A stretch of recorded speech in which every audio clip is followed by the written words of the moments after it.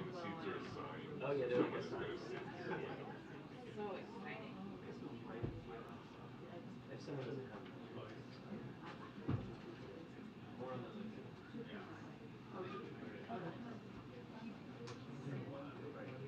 That's what's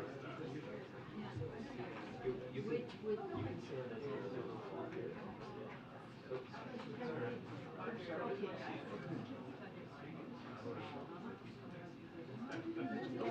Oh, you know we were here, I don't know, a week or two ago. Oh, yeah, right. COVID. Yeah, yeah, yeah.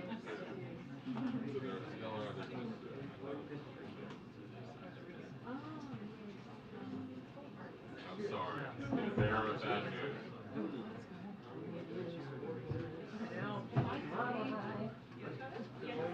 I'm fine. How are you? Oh yeah. Hanging in there. I'm sorry I didn't get to see you. Stop by now. You're good to leave. Upstairs for another time. Another time.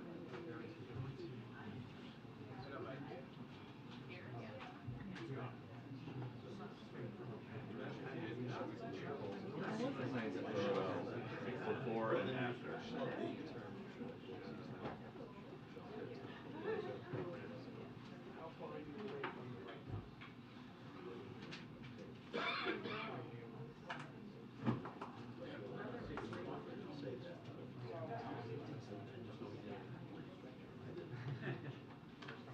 Exactly right.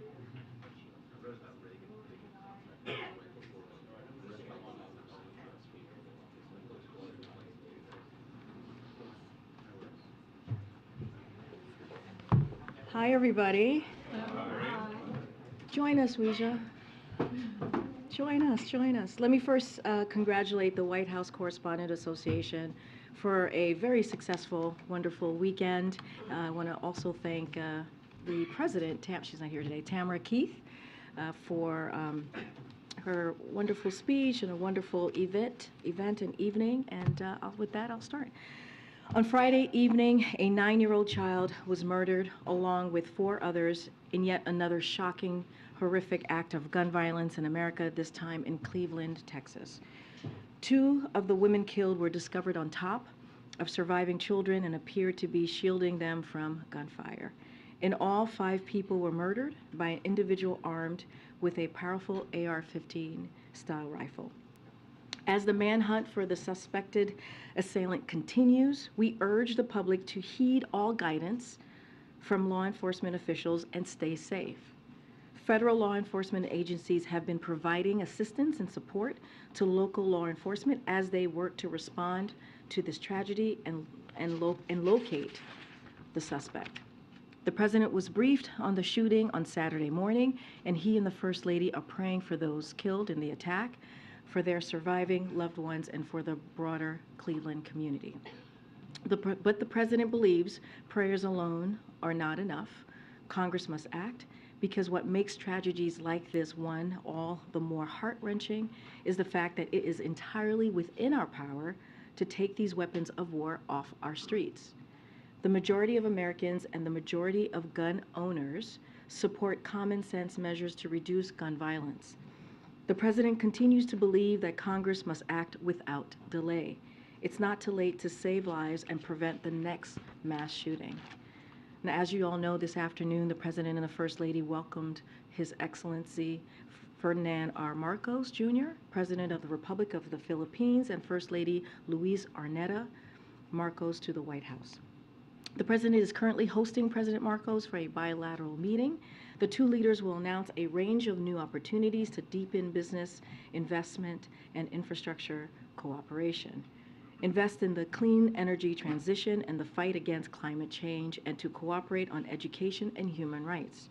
The president will also reaffirm the United States' ironclad commitment to the defense of the Philippines, including in the South China Sea. And the leaders will discuss our country's work to modernize the U.S.-Philippines alliance. They will also discuss regional matters and coordinate on effort to uphold international law and promote a free and open Indo-Pacific. We'll have a fact sheet out later this afternoon on the specific deliverables we're announcing as part of this visit, as well as a joint statement from the two leaders. And finally, President Biden issued a presidential proclamation declaring May Mental Health Awareness Month to honor the tens of millions of Americans living with mental health conditions and celebrate their loved ones and the mental health professionals who provide them with the care they need.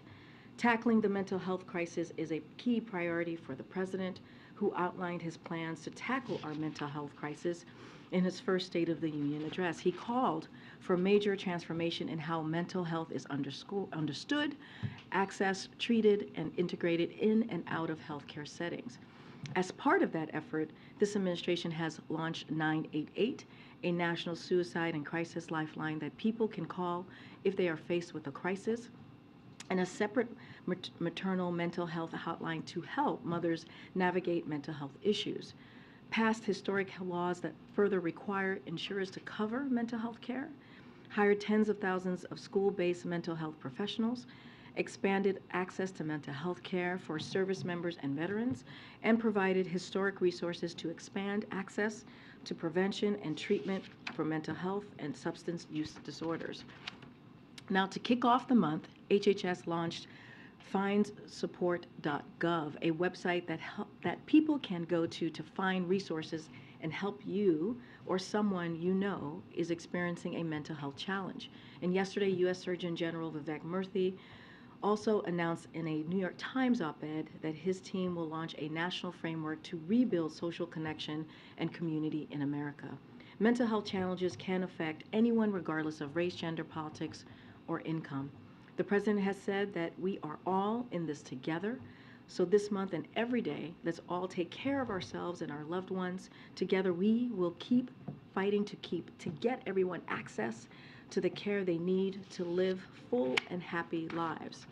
And last week, President Biden issued a presidential proclamation declaring Mental Health Awareness Month, as I mentioned already, and I also mentioned the Vivek Murthy New York Times. The last thing I want to say is mental health challenges can affect anyone regardless of race, gender, politics, or income, and the COVID-19 pandemic made challenges for many people even harder due to isolation and trauma. If you are facing a crisis, dial 988 to reach immediate and confidential help 24 hours a day, 7 days a week, or visit findsupport.gov. The president had said that we are all in this together, as I mentioned already. And so with that, Darlene, please kick us off. Thank you. 2 questions. What is the White House view of Speaker McCarthy's visit to Israel, especially given that the issue of judicial overhaul there has not been resolved? And can you also say, I know the Speaker and the President haven't spoken about budget issues, but did the White House brief Speaker McCarthy before his trip, or any officials? I don't have we don't have any readout or engagement to read out at this time. Look, I'm not going to get into the Speaker's trip or to Israel. As we know, that is not unusual for a Speaker to travel outside of the country, to travel to a country like Israel.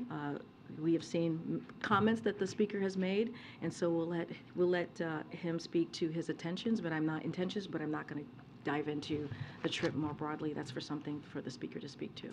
On the visit of President Marcos, can you talk a little bit about, he arrived at the South Portico, there was an honor guard. Some leaders come here and they come through the West Wing entrance. Others get a grand arrival like the South Korean president did last week. President Marcos seems to be somewhere in the middle.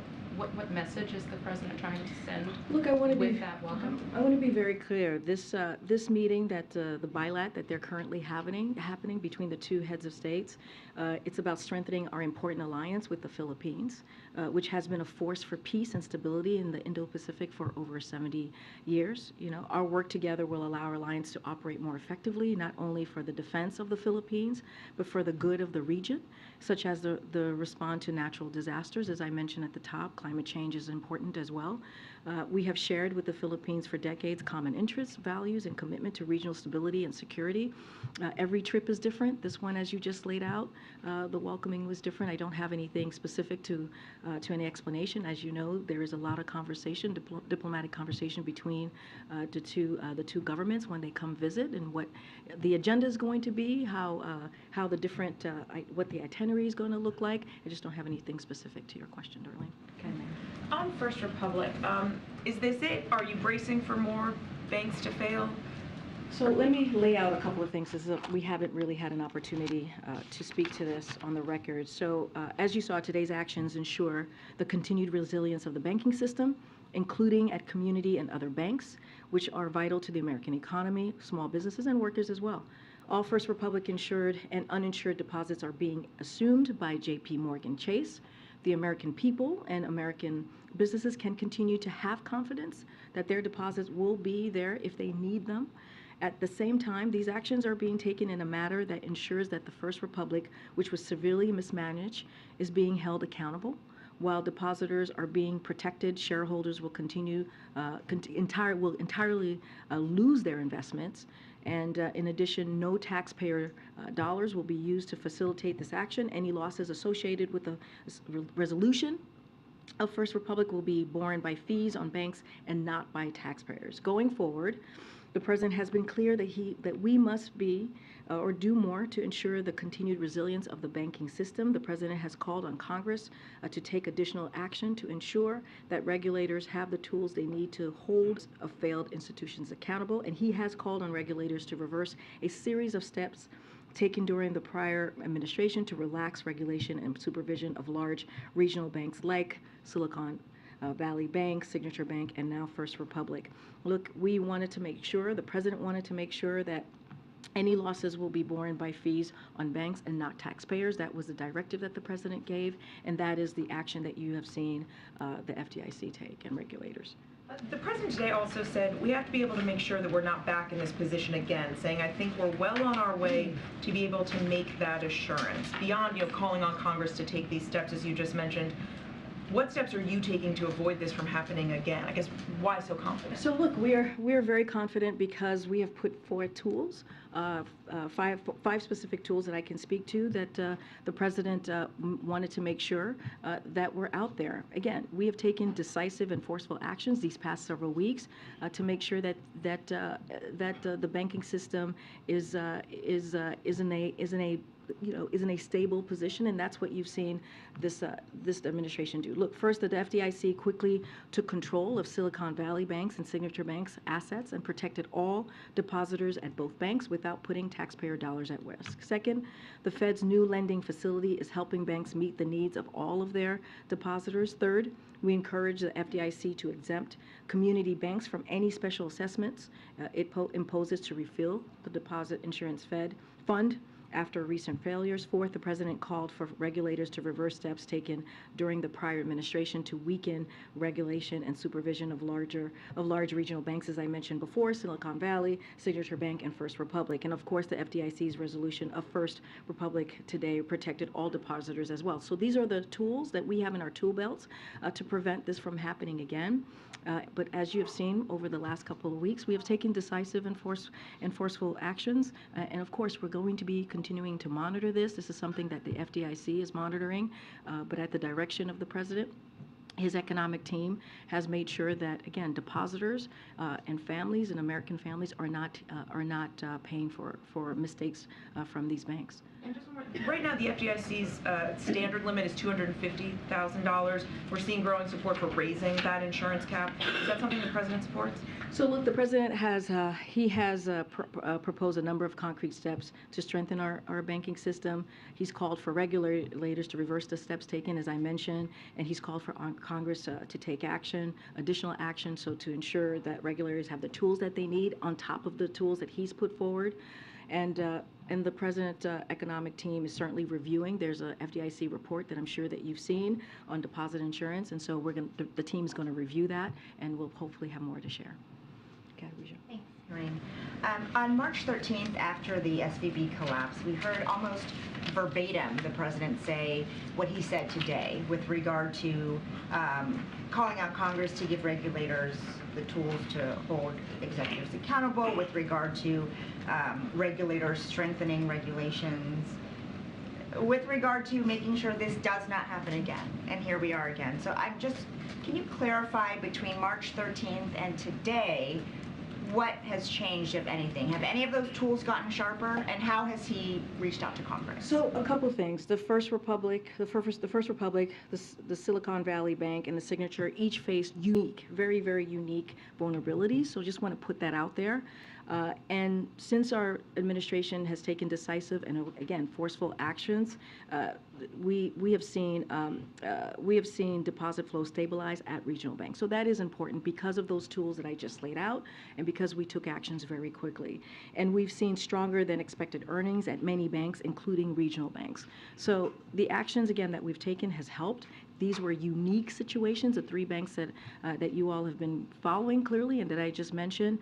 And again, we're going to continue to monitor this situation. This is something that FDIC, this is a process that they have taken, that they have monitored, and we just want to make sure that the depositors are not the ones who have to pay the bill, or taxpayers, right? And so we're going to continue to do the work that we've been doing these past several weeks. For mid and large size banks, has anything changed with regard to the power of the tools? I just laid out, we think the tools are indeed working. The three banks have had unique vulnerabilities and just laid those out. We've seen deposit flow stabilize at regional banks, but we also seen stronger than expected earnings at many banks that include the regional banks. So we see that the process that has been put in place, the tools that have been put in place, has actually been working. This is not 2008. This is a very, very different time than 2008. One more on the debt ceiling, because McCarthy and Speaker McCarthy, I should say, reiterated yet again that we will not pass a debt ceiling that just raises it without doing something about our debt, talking about the need for negotiation. I know your position that that this is the Republicans' burden, right, to raise the debt ceiling. But it's the president's economy. So is he not going to have a meeting with McCarthy until McCarthy gives in? Do you think McCarthy's bluffing here? The president is prepared to talk about budget and appropriations process. That's what we have said. We are not a deadbeat nation. The president said that. You heard directly from him moments ago. And the president said he's happy to meet with McCarthy, but not on whether or not the debt limit gets extended. That's not negotiable. We are continue to be very firm about that, to be very clear. The president, again, said this himself. Look, what they are proposing would hurt every American and cost 6 million jobs and threaten Social Security, Medicare, Medicaid payments. That's what they're threatening. That's what the American economy, that they're saying that they're going to hold hostage. And again, Congress must act. It is their constitutional duty. We've been very clear on what we will negotiate about, which is appropriations and the budget. But we just are going to be very clear. They must act and do their constitutional duty on this. Thank you. All right, thanks, Karine. Back on the topic of banking, when was President Biden informed about the deal? And was he concerned at all about the fact that it makes J.P. Morgan bigger? In general, he and his administration have been kind of opposed to broader corporate consolidation. Yeah, both good questions. Look, the president has been briefed regularly since the failure of the Silicon Valley Bank and Signature Bank, including the possibility that resolution of this institution could ultimately be necessary. So he has been, again, regularly briefed on this, and will continue to be as he's directed his economic team to make sure that, again, taxpayers do not pay for this. And there's a process in place, which we've seen from the FDIC. Look, FDIC has a statutory obligation to choose the path that it's least cost to the deposit insurance fund, and that's what they did here. It was necessary to ensure continued resilience of the banking system and to do so at no cost to the taxpayers. But more broadly, no recent administration has done more to promote competition, address concentration process across industries. We value the community bank model, which provides robust competition to larger banks and provide banking services to communities that might otherwise not get service. Again, that's why we've encouraged the FDIC to exempt community banks from any special assessments it opposes to refill the deposit insurance fund after recent failures. This is an FDIC process as it comes to bids and selling, and that is the obligation, and that's the path that they've taken. Separate topic was is the United States, is the President aware of the Vatican's efforts to create a peace deal between Ukraine and Russia?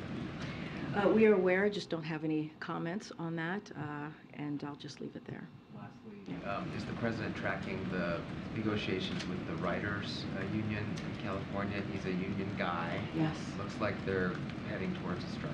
So not going to speak to any specific case, as we normally don't do from here, especially as it relates to a strike. As you just said, he's a union guy. You saw him just last week in front of labor leaders, 3,000 of them, and so he's a strong supporter of workers' rights to strike, but just not going to speak directly to this particular strike. Thanks, Karine. Given the fact that Democrats control the Senate, is there a reason the President hasn't asked Senate Majority Leader Schumer to put a clean debt ceiling increase on the floor? Maybe start the process or get action as you're talking about? So look, as I've said many times before, or as you know, the President has had conversations with Leader Schumer, Senator Schumer, and also Minority Leader Jeffries. They've talked several times, but it doesn't stop us from saying what House Republicans should have done, right? Which is put forth and focused on the debt ceiling. Let's be very clear. What their plan they put forward is going to do. It's going to hurt Americans. It's going to throw the economy into chaos. That's what they've proposed. When you think about the 22% cuts on programs that Americans truly need to make ends meet, that's what they put forward. And so we're going to continue to call that out. Congress must act. It is something that they've done 3 times before in the last administration. It is their constitutional duty. As far as to your question on Leader Schumer, I leave him to the process on how to move forward with the Senate, but we've been very clear on what Congress needs to do.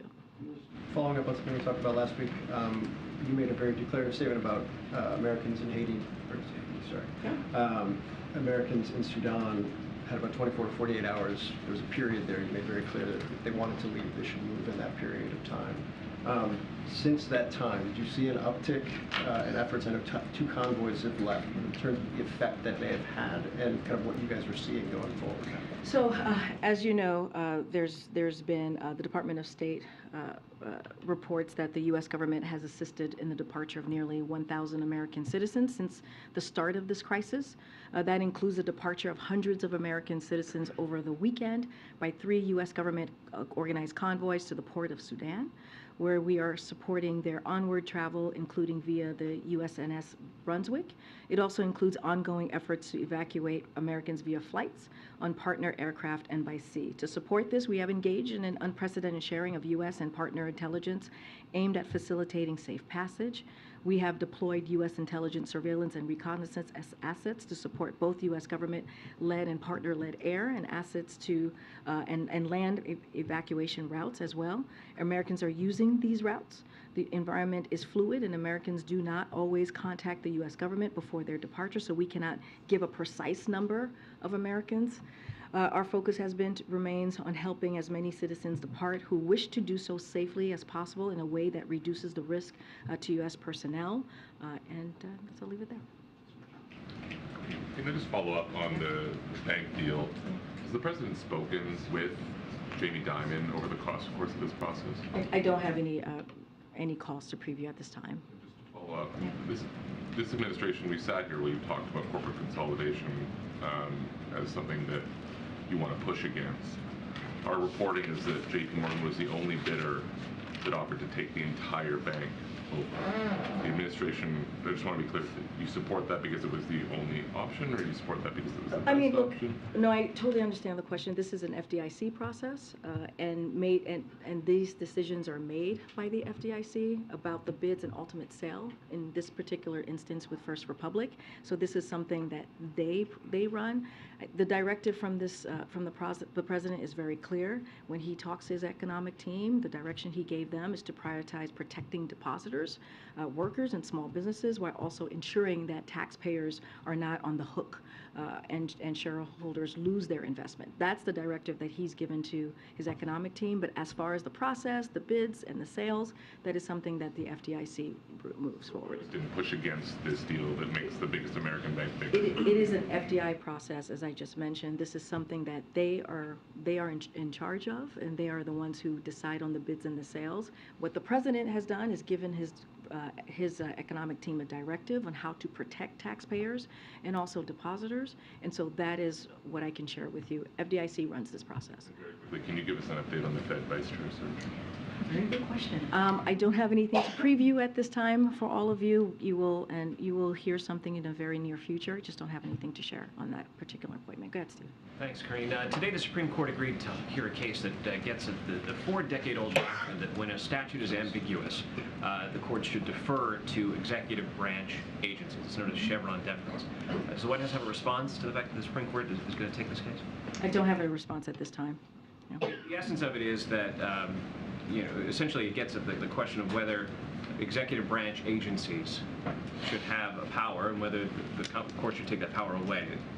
No, I understand the question, just don't have anything to share at this time since this just happened. Okay. There's one other thing I want to ask you about, and that is in recent days, a lot of people who write articles and columns have been writing about the idea that there should be a third option for voters in the next election. This group No Labels is trying to get on the ballot in all 50 states. The president says, don't compare me to the almighty, compare me to the alternative.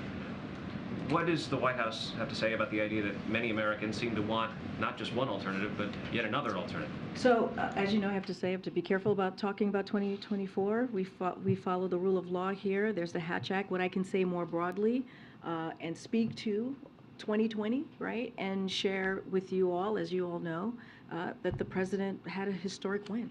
More people voted for this president and his agenda and how he saw moving the country forward than any other president.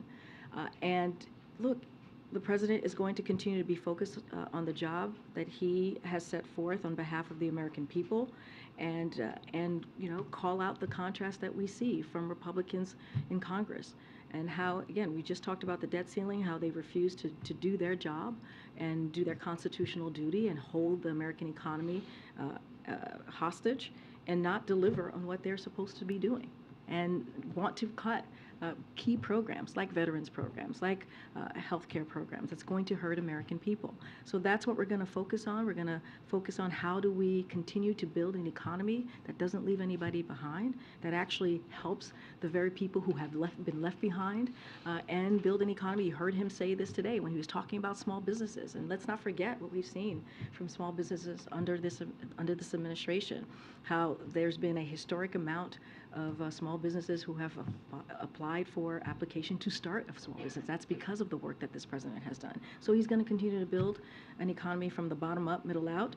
Not going to speak to specifically to 2024, but this is a president who understands what it's like to make sure that we put the American people first, and that's what he's going to continue to do. Go ahead, Frank. Thanks, Karine. After the First Republic, Elizabeth Warren gave some comments about accountability and specifically named Chairman Powell. What does the White House think about those comments specifically about Chairman Powell being held accountable? Look, the president believes, directed his economic team to do what they can to make sure that, again, depositors are protected and taxpayers are protected. Not going to speak to the Fed. We're very, very careful in speaking about the Fed and their policies and how they move forward. When it comes to this particular process, as you know, the FDIC runs this process, the bids and sale process. So I'll leave that to them, but I'm not going to be commenting on specific actions that Jeremy Powell has taken. Not from here. Can I also ask you about Susan Rice? What's the plan for replacing her? Is there someone in line? Do you have someone? We don't have a timeline to share with you at this time. Clearly, it's an important position that the president wants to make sure that we get the right person to move forward with the domestic policies and what's important to the American people. Go ahead, Lila. Thank you. Does the White House believes that there is need to expand the Quad? Say that one more time. Does the White House believes that there is need to expand the Quad, the 4 countries grouping, South Korea, several other countries are? Well, as you know, the Quad was established 2 years ago. The Quad is still a relatively young partnership. There are no plans for new members at this time. Quad members have agreed that for now they'll focus on cementing the Quad's many strengths. However, the Quad welcomes opportunities to work with a wide range of Indo-Pacific partners, such as through its Indo-Pacific Partners on Maritime Domain Awareness, which is delivering cutting-edge maritime domain awareness technology around the region. The May 24th Sydney Summit will showcase other opportunities for the Quad to partner around the region on climate, global health, infrastructure, and more. The Quad's top priority is ensuring it is well positioned to deliver for the Indo-Pacific currently, and so there's no conversation on extending or expanding at this time. One more question on legal immigration. How does President wants to address this challenge of legal immigration? A lot of people come here, and is this one of the issues which he considers as job not done, job not finished? And how does he want to plan? So as you know, on his first day in this administration, the president put forth a comprehensive immigration legislation. And that's to show how seriously he took this, how important how he understood that the system had been broken, it needs to be modernized, be moved to the 21st century. And so this is something that the president has talked about. He has asked Congress to take action, Republicans in Congress to take action and to work on this in a bipartisan way. He's going to continue to do that. In the meantime, he's put forth he has tools that he's used to make sure that we do this. We actually deal with the immigration system in a humane way, in a way that is that actually deals with what we're seeing at the border. And that's why you've seen the parolee program be so successful.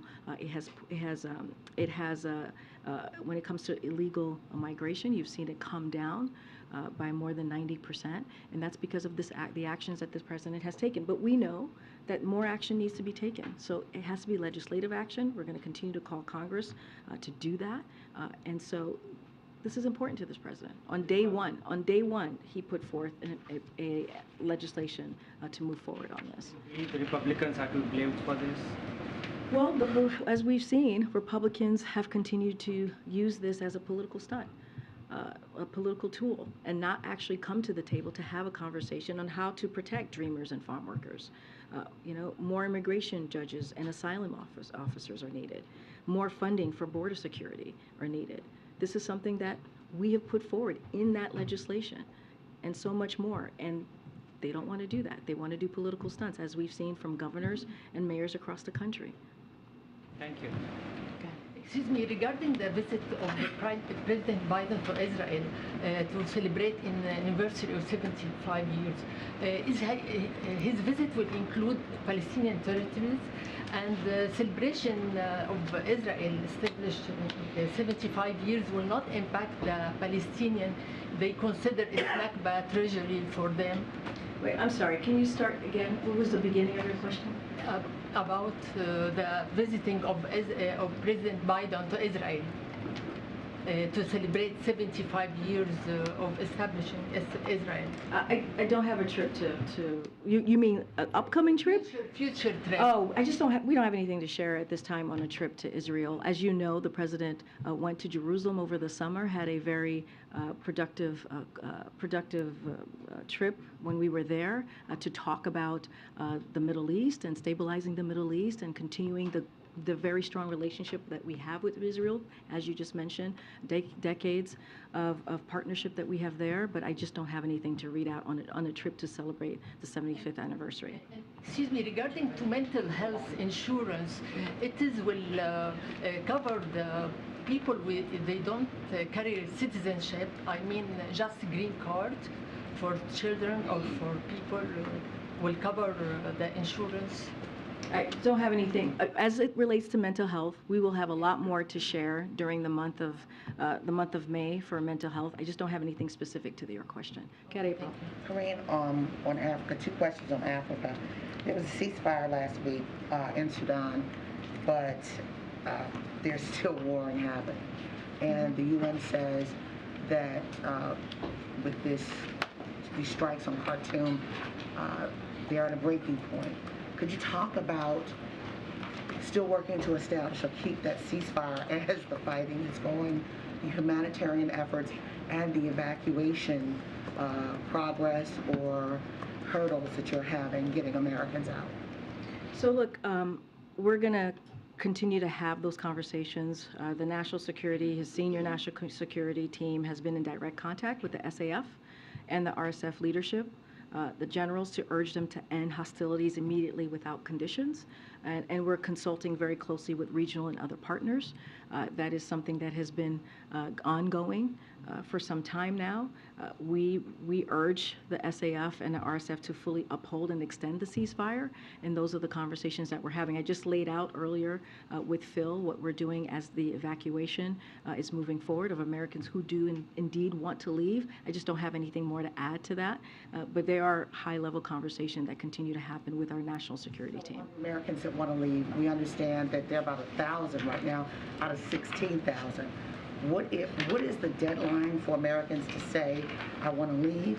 And what are the efforts going to be if they change their mind, if there is a deadline and they change their mind and war happens? Look, all I can say, the environment is fluid, and Americans, as we all know, do not always, and I just mentioned this to Phil, contact the U.S. government before their departure, so we don't have a precise number. Again, it's very fluid, but I just laid out that there's been about 1,000 departures. No, I understand 1,000 American citizens, but again, the numbers are fluid. This is the number that we do know of. Again, it's fluid. Not every American who's there tells us when they're leaving, and our focus has been and remains helping as many U.S. citizens as possible who want to depart, who wish to do so safely as possible in a way that reduces the risk as well. So that's going to be our focus. And last question on Africa. Pretty much many of the administration officials have traveled to Africa, to include the vice president. Mm-hmm. You said the president was going to travel at the end of the year. Do you have anything new to tell us, and where could he possibly be headed to? So as you've seen this commitment from this administration on Africa, you were there and covered the Leaders Summit that we had back in December. So there is a strong commitment to the continent. As you just mentioned, the Vice President went. We've seen secretaries of different of agency go to Africa as well, and the First Lady went to the continent as well and visited and shared our commitment to the continent. I don't have any date or any location, specific country that the President will be visiting in the continent, but as we have said many times, the President does plan to travel sometime this year. When we have an update, we certainly will share it with all of you. Thanks, Karine. Two topics. First, you had indicated earlier that the President is prepared to talk about the budget appropriations process, and that he'd be happy to meet with Speaker McCarthy, but not on whether the debt limit is raised. Has the White House done anything to reach out to the Speaker to begin that conversation over the budget? And what happens if he does want to talk about the debt limit in concert with that discussion? I mean, we've been very clear, Matt. We've been very clear that what they have put forward, look, it's not a plan. It's a recipe for economic catastrophe. That is what they have put forward. They're putting the wealth and the foreign bondholders, including billionaires and banks in China, over working Americans. Treasury Secretary Yellen said their proposal is effectively a default. And so it would throw the country into chaos. And a couple of things here. The Chamber of Commerce has said prioritization would have catastrophic economic consequences. Economists to Republicans, Senators Portman, Rubio, and Romney called it a really bad idea and a disaster. Even Trump's Treasury Secretary said it doesn't make sense what they put forward. The only way to avoid this kind of economic disaster is for Congress to do its job and prevent default. And we've been very clear about that, not to put a half-baked idea, as they have done, and schemes that hurt the American people. And so that's what we're calling out. When you think about the 22% cuts on veterans and Meals on Wheels and and other important key programs that help Americans, put meals, make the ends meet, that's something that is not acceptable. And so they need to do their job, their constitutional duty, as you've heard us say over and over again, and deal with the debt ceiling and not put 6 million jobs on the line. So it sounds like no meeting in the works. Oh, what I could say is Congress must act, and could say that over and over again. The president spoke to it moments ago. The other thing I wanted to ask you about was NBC News this afternoon has a report of another mysterious balloon that the U.S. military has been tracking around Hawaii. Is the White House aware of this, tracking it as well? Is there any response from this podium? So I heard of the reports as I was literally coming out to the podium. So what I would say is I would refer you to Department of Defense on this particular question. Go ahead. Okay. Well, I was trying to get your attention on that topic, but let me do another one. Thank you, Matt. The future president of the White House. We love balloons here. So if there's another one, we're very interested in that. So we'll ask you about that again at a future time, and we'll follow up on that. Sure. On the matter of the president's concerns about the bank today and the debt ceiling, do you see a line of convergence at some point in which the public's concern about is there a frailty in the banking system that can produce more uncertainty, and what you've talked about with debt ceiling potentially triggering cataclysmic events for the economy if that's not resolved? Is there a point of intersection where these two issues collide that concerns the president, and might that kind of an environment adjust his tactical strategy and how he's dealing with the speaker? I mean, look, the president is concerned. He's concerned that Republicans are not doing their job and not living up to their constitutional duty. We have been saying that over and over again. We've laid out what that could be. What it could do to the economy, what it could do to the American people. 6 million jobs. I just laid out what economists, experts have said specifically about their plan and how it will essentially lead to a default. Look, the president needs and the American people needs Congress to act. This is something that we've never been a deadbeat nation, something the president said before. This has never happened before. And I understand direct engagement perhaps change the dynamic. I mean, I think by the president speaking every day on this issue, answering questions, he's speaking directly to Congress, speaking directly to Republicans. They know where the president stands. They know by what he has said over and over again for months that they need to do their job. I mean, it is very, very clear. And with what we're seeing with the banks, of course, they should actually want to be even more eager to do their job. We are calling on Congress to do the right thing, to do not even the right thing, what they're supposed to do constitutionally, their duty. And so, the last Republican president, which was the last one before this administration, did it 3 times. The Republicans joined Democrats, or Democrats joined Republicans, however you want to say it, to lift the debt ceiling 3 times. And so why now? Why? The question should be to them. Why do they not want to do their constitutional duty? Yeah. All right, one last question. I'm going to just take one in the back. Go ahead, Phil. Thank you. Another one on the banking issue. I'm wondering what the president's message is to members of Congress who might see the current banking shakeup or future banking troubles as an opportunity to make a buck. Because, for instance, we've already seen some members of Congress who have had what seems like particularly good luck offloading shares of First Republic Bank and turning around and buying shares of JP Morgan. Look, I'm not going to speak directly to that. I have not seen those reports. I get what you're saying. What we will continue to say is that the president is going to make sure that it's not the taxpayers that have to pay for this or lose on this. We want to make sure that they're protected. Depositors, families, small businesses, we've been very clear. And it does not protect investors. First Republic shareholders and bondholders will lose their entire investments. That's what the president has directed his economic team to do. FDIC runs this process, and I'm just going to leave it there. But the president has been really, really clear. No taxpayer money is being used to cover cost for this resolution, and he wants to make sure that they are protected and that the mismanagement of these banks like for example, First Republic is being held accountable. And so that's our focus right now. I'm just not going to speak to any kind of hypotheticals that you're laying out for me. Has been very clear when it comes to the wealthy that they should pay their fair share, that they should not skirt, tax law.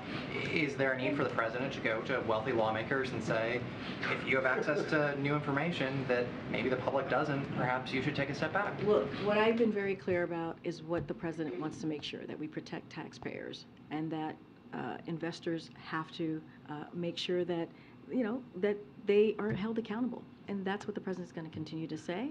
Of course, the president has always said, even with his in economic policy, that we need to make sure that we look out for the little guy. This is why we don't believe in trickle-down economy. This is why we believe in building an economy from the bottom up, middle out. That is what you see in every economic policy that the president has put forth, legislation that he's put forth that has been historic and has led to that type of economy where we do not leave anyone behind. And that is our focus. Thank you. Karine, do you want to say anything about it being Eve today?